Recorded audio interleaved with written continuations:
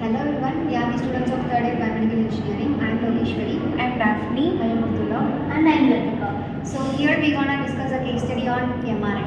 So what is mainly MRI? So MRI is a non-invasive medical imaging technique which is used for detailed structure of organ, tissues in the body. So MRI plays a crucial role in diagnostic and therapeutic purposes also. So let's see a patient profile now. The patient name is Jane and she's 35 years old and she's a regular office worker.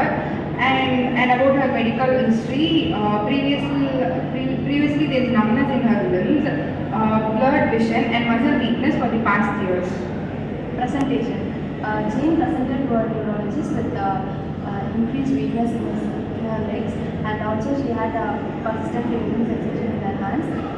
She also had witnessed some blood lesions over the last month, and while visiting the doctor, before visiting the neurologist, she had already undergone many neurological exams, but the doctor decided to take an MRI for detailed images. So next is an undergoing MRI procedure of brain and spinal cord. First she took T1 weighted images, so particularly used for structural anatomy. So next is T2 weighted images, which is used for detecting abnormalities like lesions. So then she undergone flare. Flare helps in identifying lesions that are associated. Then it is contrast agents, administration to enhance the visibility of the active lesions. So next come to the diagnosis. So based on the MRI findings along with the clinical history, Jane was diagnosed with RRMS. So what is meant by RRMS? Relapsing remitting multiple sclerosis, which is most common in MS. So next let's see about the treatment plan. Jane was referred to a neurologist in MS. Her treatment plan included DMTS, then physical therapy, then symptoms management. DMTS, what is DMTS? Disease modifying therapies. It is done to reduce the frequency of relapse and slow disease progress.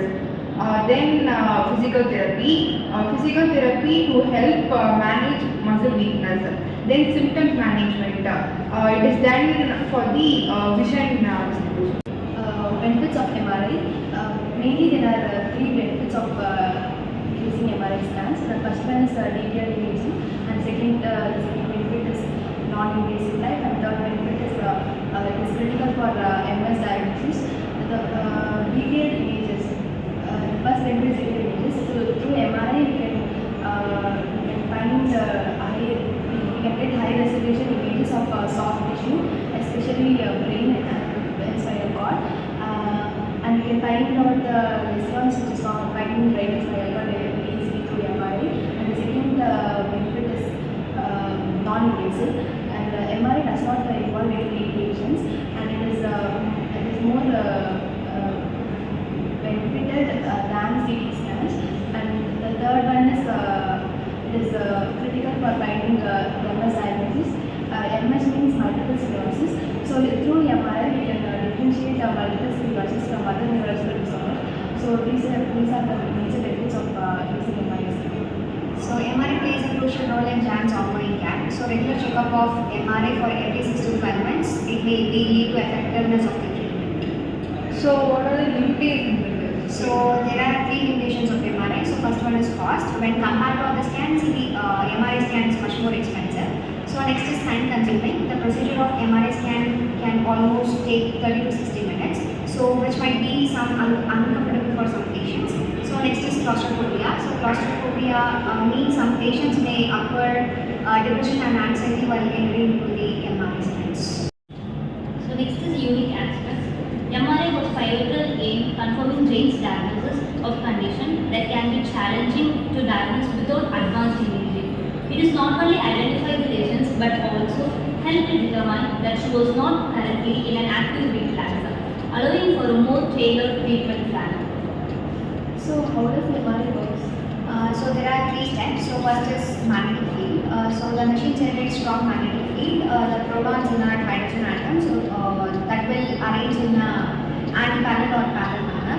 So next is radio wave. So when we apply radio frequency pulse, so the aligned protons is carried into original position, so they give it signal.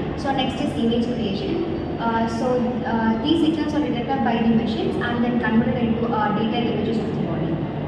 So MRI is used to find your abnormalities or the defects of jaws in heart and blood vessels, then in internal organs. In joints, it helps in diagnosing injuries in ligaments, cartilages or bone diseases.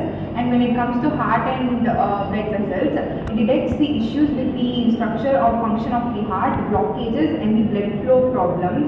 Then when it comes to internal organs, it is useful for finding out the abnormalities in the liver, kidney and other organs, abnormalities, tumors, infections or structural issues. So is there any types in MRI? Yes, there are 4 types of MRI, mainly functional MRI, magnetic resonance angiography, cardiac MRI, and diffusion tensor MRI, diffusion tensor imaging. And coming to functional MRI is used to diagnose if there is any abnormality in the brain. The second type is magnetic resonance angiography. It is associated with blood vessels. And the third type is cardiac MRI. This is used to examine the heart and the structure of the heart. And the fourth type is diffusion tensor imaging. This is used to find out the water molecules, especially in the brain and soft tissues. So what will be the duration and experience of MRI? When it comes to time, the scan will be from 15 minutes and over the hours, depending on the area that has been examined. Then when it comes to noise, the machine makes very loud noise that may disturb the patients, that may cause like they may be feared or in the circumstances. Then when it comes to stillness, the patient should be like, they should be still, they shouldn't move, so that we can acquire a proper MRI. So how MRI is used in RRMS? MRI plays a crucial role in diagnosing and monitoring RRMS, as it helps visualizing the lesions in the CNS caused by the inflammations. That is how the MRI helps in finding out the lesions in RRMS. So let us conclude this case study. This case study highlights the vital role of MRI diagnosis, neurological conditions like MS. The detailed image provided by MRI allowed for accurate diagnosis and set foundation for long-term management and monitoring of the diseases. Thank you.